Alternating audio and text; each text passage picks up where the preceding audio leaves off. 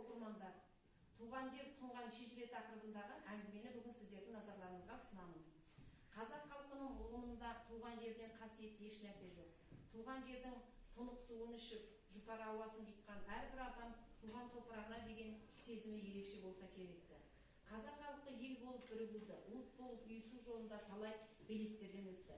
Біздің қазақ халқы да туған жер қадірін жас ұрпақ бойына, санасына бала кезінен сіңіруге ұмтылғандығын туған жер жайлы мақал-мәтелдерден, аңыз әңгімелерден, батырлар жырынан көреміз.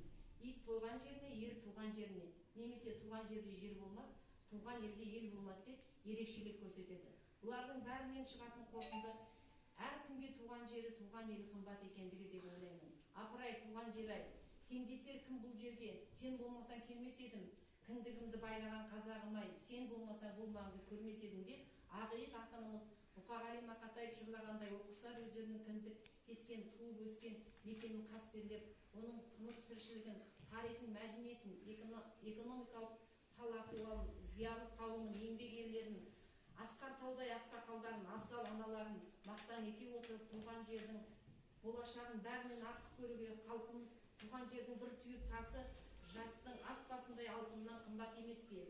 Дулығалы ата-бабаларымыз кең даласын, асқар тауын, сарқырап аққан көк өзенін қорғап мақтан еткен, бізге мұраға қалдырған. Қазіргі тарихи шақта тәуелсіздік кеңістігінде күндей жарқырап, отаншылдық рух пен туған жерге деген махаббат сәуле шашып тұрса керек.